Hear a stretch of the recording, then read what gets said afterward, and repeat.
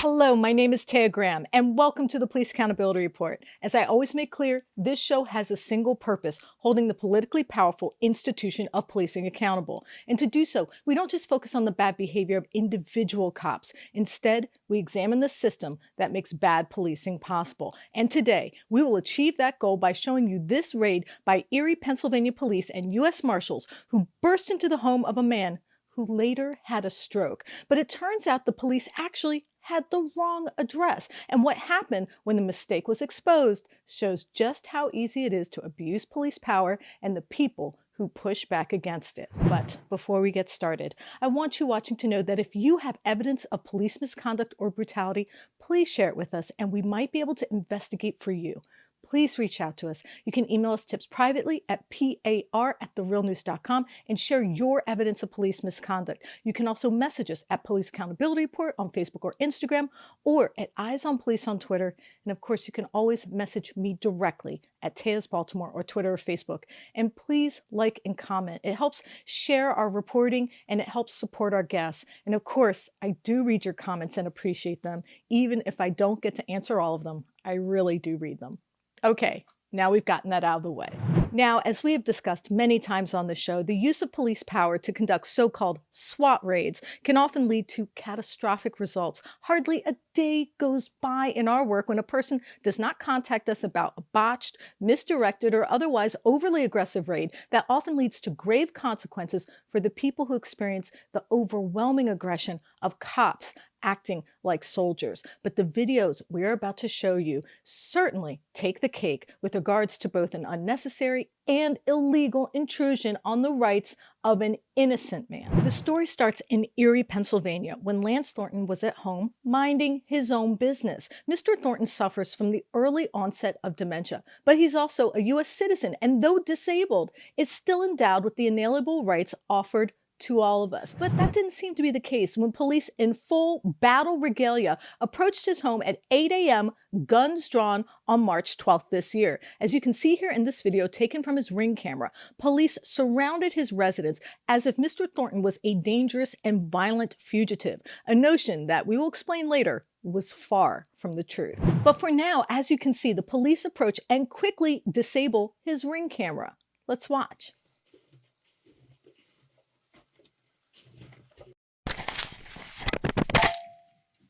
Now, it turns out that police were responding to a tip about a fugitive who had fired a gun towards two Pennsylvania state troopers. That crime occurred earlier that month and, of course, was serious, deserved investigation, and should be solved. But Mr. Thornton was neither a suspect nor in any way connected to this case. The entire idea that he was someone involved seems ludicrous, especially given his condition. In fact, a judge was so suspicious of the probable cause officers had for the raid, he refused to sign off on the warrant. Still, police demanded entry into Mr. Thornton's home. We're not here for you. Then I'm being told to put my phone down. I was told I had a right to pull it. That is my rental car. Okay. What is going? You're not allowed inside. I want to know what's going on. I'm going to tell you what's going on.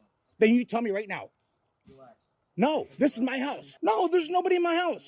All right, can we go in and look to make sure he's not in there? Okay, here's. What? Just go ahead. Yeah, whatever you're going to say. You don't want to put yourself in the jackpot. If he's in there, this is... No, I swear to you right now. Okay, right now. No, I don't know him.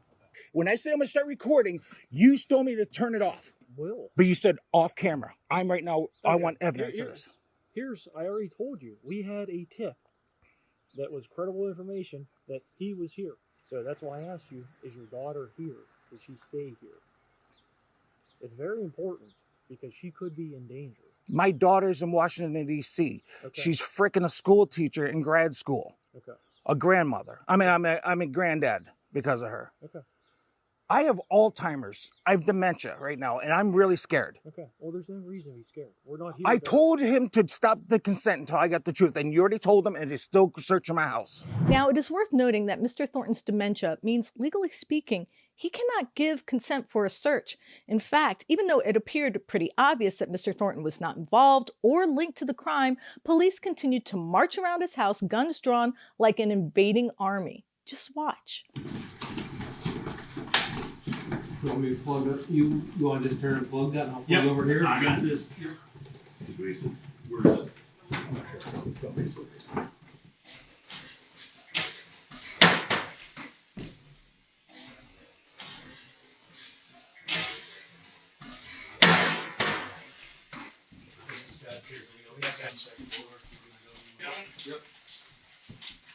Now, the apparent lack of connection between Mr. Thornton and the attack on the officers might seem obvious, but it didn't stop officers from confronting him, ridiculing him, and even spitting in his house while chewing tobacco. Take a look. Oh, hold on. What's your name and badge number? 436. And you're with? Erie Police. Okay, yours? Mine? Yeah. I'm TFO bail. You're with who? Marshals. US Marshal? Yeah. And, 354 and you're with? EPD. And you, sir? US Marshals 5791. All right, thank you, sir. So, Mr. Thornton, again, tip was called in last night at his residence. Mr. Jones was staying with you. Okay, he's got some sort of connection with your daughter and possibly the is it your ex-wife or your current wife, Susan? Susan, my wife. Okay, so Well, that's under question. Yeah, keep going. yeah, not relevant. And that he was up here, okay, staying here for the weekend for some reason. Okay, I don't know who would call this in on you. It's an anonymous tip that's able to be emailed in or called in. Okay, so that's why we're here. I totally respect the fact is that you're trying to find this asshole. Yes. Totally respect it. Again, no one meant to disrespect you in any way, but when we're trying to get into, knock on your door and we're not getting an immediate response, and then I get your shock. Okay, I get. I told him I have dementia. Okay, I'm 52 years old with early-onset dementia, and I'm confused. Okay, I asked him to stop the consent. I looked right here, and I called you guys and said I withdraw consent. I get the stare down, and then let me finish my part, okay? Yes, I'll tell you why. What I did was I withdrew consent. After being told, I can withdraw at any time. You continued in this house. It's on that security camera, this security camera, and the one right outside. Okay. Also, let me finish. You do understand we're one attempted homicide, okay? No, I understand, but I'm saying, asked and answered. do you know him? Asked and answered. Yeah, you didn't answer me. I'm just saying. I'm showing you a picture though. He showed me a picture. Very Same similar. picture? Yeah, Same picture? I do not. showed him a different one. How is this related to my daughter? And I'll call her. That's what we're trying to find out too. But how is her name involved in this? Your name, your address came up as the address that you're supposed to be at. The tip came to your address. But how did I get asked about my daughter Hope? Her name was used. No, her name is associated with you. We didn't know if she has association with him. Yes. Maybe ex-girlfriend. Maybe she's. But what is Susan? Susan? That's your ex-wife, right? Okay. Or your estranged wife, Right. Okay, she has connection with you too. We didn't know if he has connection with her. I have 5 kids. Is it because my kids are black? I do. Are your kids black? I know one is. That's all I know. How do you know? Hope. Yeah, how do you know? From her picture. Shortly afterwards, Mr. Thornton was taken to the hospital, which he will be telling us about later. But the botched raid was just the beginning of the consequences Mr. Thornton has endured due to this apparent example of police overreach and possible violation of the Americans with Disabilities Act. And for more on that, I'm joined by my reporting partner, Stephen Janis. Stephen, thank you so much for joining me. Tay, thanks for having me. I appreciate it. So you've been looking into the raid and learned some pretty important information on why it was worse than it looks. What can you tell us? Well, I think this raid was all predicated on a mirage. There was supposedly this source, right? They said credible source, but of course, police don't have to, divulge what makes that source credible. And they use that source to direct them to, I think, what was at best the wrong address. Okay, wait. You're saying this was the wrong address. I mean, how did this raid even happen? Well, I think the judge felt that there wasn't enough evidence, enough probable cause to brush into a man's house with guns blazing. Now, let me say something as a reporter about anonymous sources. We have to be very careful. Even as reporters, we're very hesitant to use anonymous sources because you give someone a lot of power to be able to make an accusation without having to stand by it. This is the same thing. When you use a source like this and you say, we can't tell you who it is, but it's credible, and then you direct a whole militarized unit to an address that has nothing to do with the crime, then we need to know who the source was and what the methods was and what gives this person the right to send police to an innocent man's house. So I think there are a lot of questions. So how are police justifying this raid? What are they saying about why this occurred? Well, it's really interesting. It's what they're not saying that's kind of interesting to me. I reached out to the Erie Police Department, which has not responded to my questions, but what I find very troubling is that the actual police department with jurisdiction here, which I think is Millbrook Police, and I'm looking into this, was not present during the raid. And in fact, it was just Erie Police, the state police, and the federal marshals. They were all there. They haven't commented yet, nor have they justified this. But really, they didn't have jurisdiction. So I think it's very sketchy, because I think perhaps the local jurisdiction was like, you don't have a right to do this. You don't have probable cause. We don't want any part of it. It just raises more questions, makes this messier and uglier than it actually looks on camera, which is pretty ugly. And now to speak to the man who is still living with the consequences of the mess I just discussed with Stephen, I'm joined by Lance Thornton. Mr. Thornton, thank you so much for joining us. Now, you have a health issue that made this incident with the Erie Police and US Marshals worse. Can you talk a little bit about it? I'm 52 years old. I have been diagnosed with early onset of dementia. And although it is sad and it is terrible and I'm going to say tragic, I watched my dad go through dementia and I watched his decline. The differences between me and him is I'm able to prepare my family, able to prepare myself. And I'm at an early onset, which allows me to still drive, cook. Not the best cook, but it gives me an excuse when I forget to put some seasoning in. And also it gives me an excuse not to have to do dishes. When they say, why didn't you do dishes? I forgot. You can't get mad at me. I like to say that I have an opportunity at such a young age and with my enthusiasm for life to be able to spread the message about Alzheimer. I want to make it fun for people to use it as an opportunity for me to spread the word and educate people. Because yeah, it is tragic, but you know, how many diseases do you know that, I mean, I get to meet new friends every day. Okay. How many people you know get to hide their own Easter eggs? Okay. I mean, I can go on and on. My son asked me the other day, he goes, Dad, is dementia hereditary? I'm like, who the hell are you? You know, so it's what you make out of it. So first, tell me about how the police approached you. Did they have a warrant? And what was their reason for being there?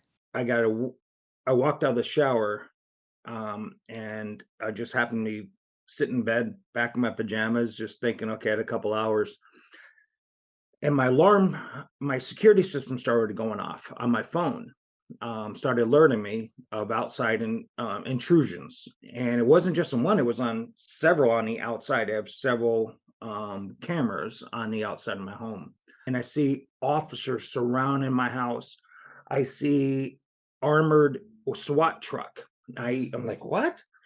And so thank God I saw that, because if I wouldn't have saw that, and I started hearing someone trying to break in my house, I would have gone into defensive mode and would have went downstairs with the gun in my hand, and my life would have been over.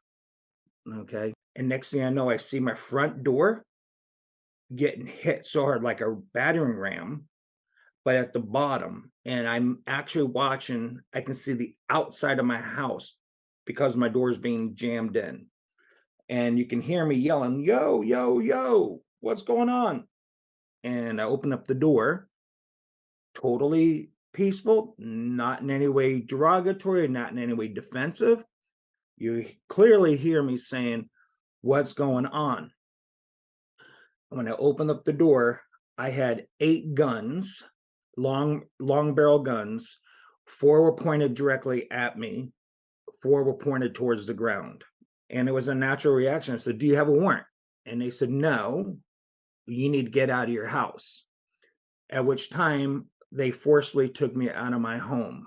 But we still had 21 officers on my property loaded with guns. I'm in my pajamas. I'm in socks. I'm in about 8 inches of snow.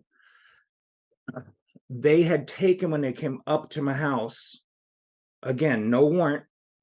They had me, made my hands up in the air, and I am scared. I said, guys, I'm scared. What's going on? I'm confused. Again, I have dementia. I let them know I have dementia. It's very clear I said I have dementia. I'm scared, guys. I'm confused. Can I please grab my phone? They tell me that I am not allowed to record them. And that is where my recording starts. One guy comes down, found out his name is Lieutenant DeLuca. He's in charge of the SWAT team. Okay, he has a very checkered past. We've discovered that, okay, in the Erie Police Department. And he's been sued many times for 1983 cases. And he's in charge of the SWAT team. But he's the one that comes down off the patio and doesn't de-escalate. He escalates the matter. And he's the one then that lies to me and tells me my daughter could be in danger. My daughter is a grad student. She's the chair of the history department in Washington, D.C. schools. I'm crying because I'm so proud of my daughter.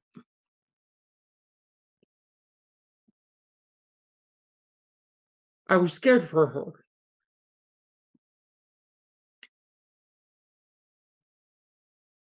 I would let anybody do anything to protect my kids. So when they said my daughter could be in danger, they lied to me. My daughter hasn't lived in that house for 6 years. My daughter, she doesn't hang around people like that. So, did the anonymous tip seem valid? I mean, it must have been flimsy if a judge wouldn't issue a warrant for them to search based off it. We did find out a few days later that the warrant application was denied by the judge for no probable cause, that there was no reason to raid my house. There's no reason to have a warrant. And they still proceeded. They also proceeded without a warrant to disconnect my home security system and destroy my Ring doorbell, which is on camera, them doing. They said that they had a credible source that this man was linked to a female in my home. We find out that he associated my daughter, who's mixed race. My daughter's half black, half white. No, he said that there was a social media relation between my daughter and this guy. It was 2 degrees of separation. They're the same age and they have one friend that knows each other, but they are not friends. Now, something that was upsetting to me was that you have a medical condition, early-onset dementia, and this can be very difficult to manage. Did the police know this, and were the police at all understanding of this? Dementia with other cognitive declines is covered under the Americans with Disability Act. And in this issue, we're going to be discussing when the police did come to my house with the wrong address, and knew when they did the research on my address that I did have, and they recognized that I had dementia. There was absolutely no way, based on the ADA, that I can give consent. I was very confused. Okay. So I am not able to give consent. And I knew that walking in, because on my Facebook, it says, I post about dementia, and yeah, I mean, sad, but they took advantage of that and intimidated me. So it looks like they broke your door and damaged your security system. How much damage did they cause? Police absolutely refused to secure my home. On video, after they broke my door, it was not lockable, was not completely shuttable without throwing your shoulder into it. They are seen laughing as they're walking away when I'm asking about them fixing my door. That's broken. Then the fixtures, the deadbolt and the other one, the latch one, that's all got bent too. So you have to use the pliers to turn it. So now do we have the door gone, the smart lock, the Ring doorbell, the security camera. Then you have them that walked in, that one of them or two of them had, you can see the heel had tar or something on it, and we couldn't get it out of my daughter's bedroom or the guest bedroom. So those carpets are going to have to be replaced. The contractor says estimate between $15,000 to $20,000 to fix it all. So what happened after the police left? The stress of this caused you to be hospitalized, right? Shortly after this, Taya, which I don't know if I told you before, but I had another stroke right after this incident. The stress was too much for me to handle. And my dementia is caused, they believe, because of the strokes I've had. And so each one does more damage to my brain. And I might have lost some time with my kids. So, how has this impacted you, either personally or financially or emotionally, or even your physical health? How has this impacted your family? This hasn't impacted me at all financially as of now. You know, as I started saying earlier, my kids have never seen me really cry all their life, and now they have. Not in person, you know. They've heard me on the phone. Uh, as I said earlier, I've never felt so felt to be worthless, so vulnerable, so intimidated, and all those emotions all at once when the officers were controlling me mentally and physically. Um, because I have 5 kids, and my 5 kids all have 100 friends. And so I bought this home for my kids. 7 bedrooms, 6 baths, and it was for my kids. And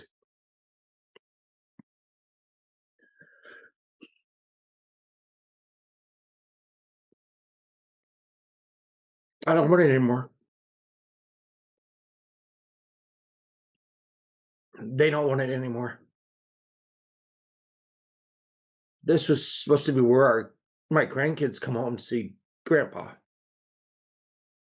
Um, it was supposed to be our summer home for the kids. Has this changed the way you look at police? No, I'll tell you, I have always had the utmost respect for law enforcement to the point where very respectful.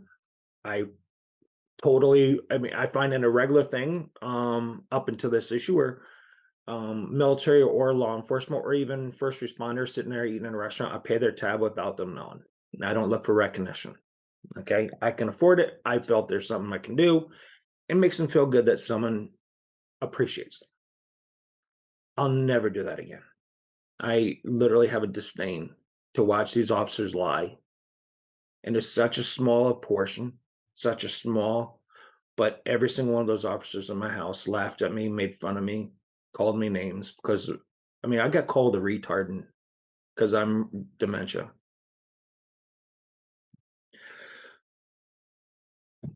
They even spit in my house, chew tobacco in my house. So I have a disdain now, and So, what would you like to be the result from this experience? What do you hope happens next? several things. It's time that qualified immunity needs to have its limit. It really needs to have its limit. To hide behind it and protect behind it, it needs to end. I get there needs to be limits and it can be abused, but this is one of those examples where it needs to stop. So I'd like to use this opportunity to show a cause to end qualified immunity, if not fully, but limit it. I'd like to use this opportunity to help with police understanding dementia, de-escalate. Now, I mentioned Americans with disabilities, a population of people that if you are not one yourself, you most likely have a friend, a family member, or a loved one with a disability. And whether the disability is easily visible or not, these Americans still have rights protected by the Constitution. However, police violations of these rights seem to be endemic. Remember 73-year-old Colorado grandmother Karen Garner, a woman with dementia and sensory aphasia who suffered a broken arm, dislocated shoulder, and other injuries while being violently arrested in Loveland, Colorado for accidentally shoplifting? And of course, we know of many incidents where diabetics in crisis have been mistaken for intoxicated and been brutalized, like Mr. Ledham, a 41-year-old father and type 1 diabetic who was pepper sprayed, beaten with a baton, and tasered 5 times for being considered uncooperative because he was in insulin shock and was mistaken for being drunk.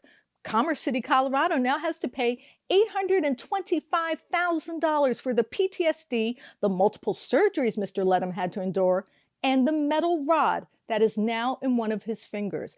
Even Graham v. Connor, which is Supreme Court precedent to determine reasonableness of force by an officer, was established after a diabetic with low blood sugar was cuffed, injured, and had his foot broken by the arresting officers. I could literally spend hours explicating encounter after encounter with police and people with disabilities, visible and invisible, that have gone tragically and horribly wrong. And I think I will make a point of an episode with this as its primary focus, because I do think we need to agree as a society to protect vulnerable people. These folks are our family, our friends, and our loved ones, and their human rights and human dignity should be valued and preserved. Okay, I'm going to speak more broadly about the ideology undergirding police here.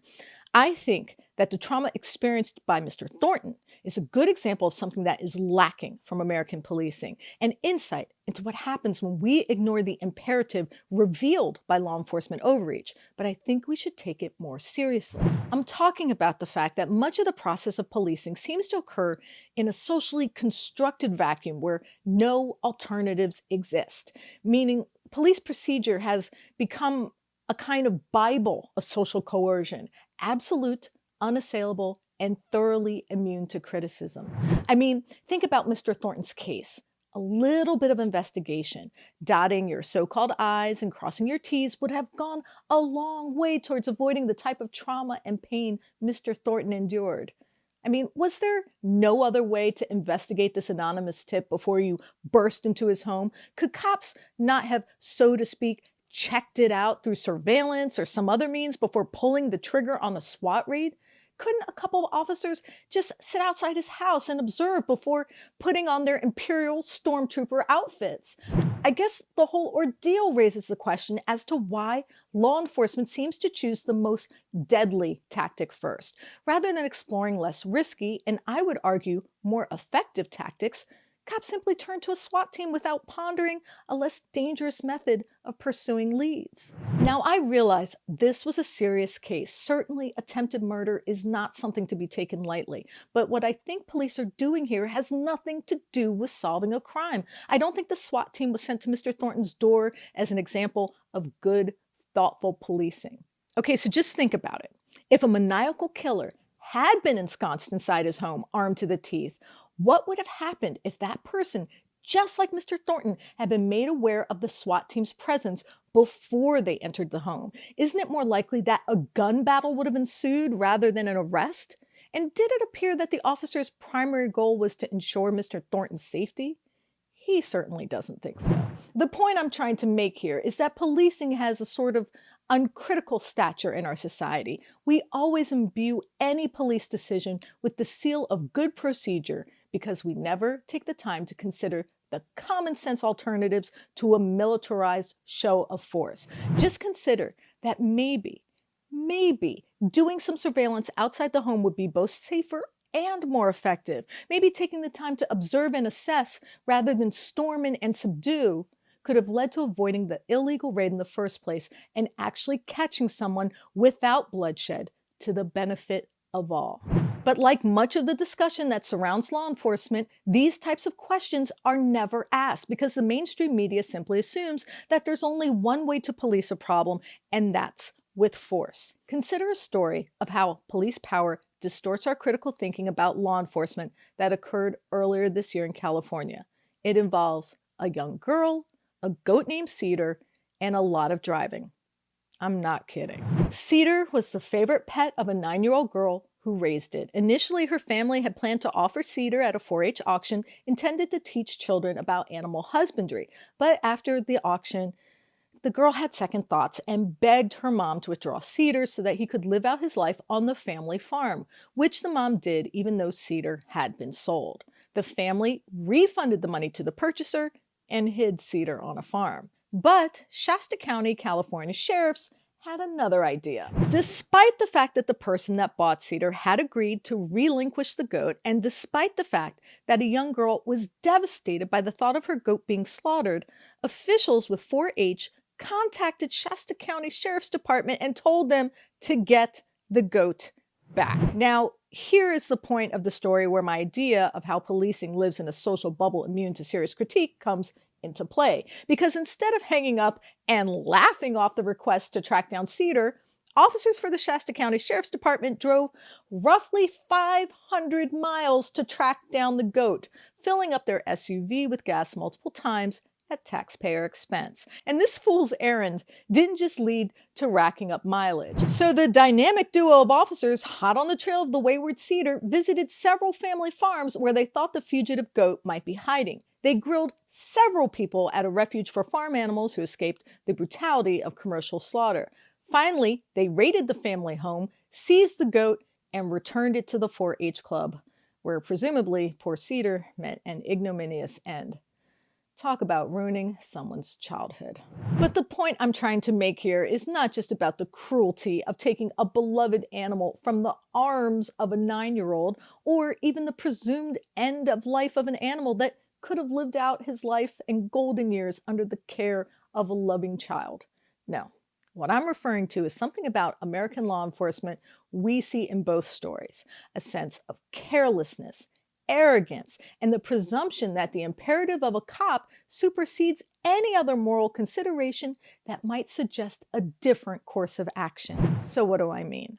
Well, because of the relentless propaganda spouted by the mainstream media, because of the constant touting of the idea that you are either for or against police, we, meaning this country, have created an unhealthy lack of skepticism about how the process of enforcing the law should be managed. It seems to me, watching how police is covered by us, the media, is that unless something egregious happens, the process of policing itself is never truly questioned. It's clear to me that we just sort of accept it at face value that cops have the right to use resources and impinge upon people's liberty as long as they're wearing a badge. We just never really peel back the layers of the decision-making process that often has a devastating and lasting impact on people's lives until it's too late. Much of this, I think, has to do with how we simply turn to law enforcement to resolve issues that could be addressed with different approaches. A failure to use our collective imaginations to envision a branch of government that doesn't drive 500 miles to pick up a goat or raid a man's house who's suffering from dementia without a warrant. But there's also, I believe, a reason for this lack of vision, a deficit of foresight that I believe is not just an accident. Put simply, I think the raging economic inequality that defines us also limits us. I think the disproportionate aggregation of wealth for the top 1% not only steals common resources, but inhibits and inhabits our imagination for alternative approaches to not just law enforcement, but governance in general. Because the key to all this police overreach is a single idea, and it's this: the injustice perpetrated by the police sends a very distinct message. To quote our documentary on the profligate use of tax breaks in Baltimore, called Tax Broke, we are, simply put, not worthy of anything better. We're not worthy of robust mental health services, presumption of innocence, or freedom from unnecessary raids and overly aggressive police tactics. We are not worthy of a fair and balanced judiciary, affordable housing, or healthcare without the threat of bankruptcy. We are not worthy of our First and Fourth and Fifth Amendment rights unless we can afford a high-priced lawyer to argue on our behalf that we indeed should be the beneficiaries of our own Constitution. The point is that the police process, shrouded in secrecy, is purposefully opaque to obscure a less palatable truism. The power of the few outweighs the rights of the many. That's what we witnessed in the case of unwarranted and illegal raids, and that's why police can chase a child's beloved goat for 500 miles. But let me say this. You are worthy. You are worthy of dignity. You are worthy of the right to protect your constitutional rights of self-affirmation and the pursuit of happiness. That's why we produce this show, and that's why we'll continue to hold police accountable, because you deserve better. I want to thank Lance Thornton for coming forward and sharing his story and helping educate us about dementia. Thank you, Lance. And of course, I want to thank intrepid reporter Stephen Janis for his writing, research, and editing on this piece. Thank you, Stephen. Tay, thanks for having me. I really appreciate it. And of course, I want to thank mods of the show, Noli D and Lacey R, for their support. Thank you. And a very special thanks to our Patreons. We appreciate you, and I look forward to thanking each and every one of you personally in our next live stream, especially Patreon associate producers John E. R., David K., and Lewis, and super friends Shane Busta, Pineapple Girl, Chris R., and Matter of Rights, and Angela True T. Thank you. And I want you watching to know that if you have video evidence of police misconduct or brutality, please share it with us and we might be able to investigate for you. Please reach out to us. You can email us tips privately at par@therealnews.com and share your evidence of police misconduct. You can also message us at Police Accountability Report on Facebook or Instagram, or at Eyes on Police on Twitter. And of course, you can always message me directly at Tejas Baltimore on Twitter or Facebook. And please like and comment. I do read your comments and appreciate them. And we do have a Patreon link in the comments below called Accountability Reports. So if you feel inspired to donate, please do. We don't run ads or take corporate dollars, so anything you can spare is truly appreciated. My name is Taya Graham, and I am your host of the Police Accountability Report. Please be safe out there.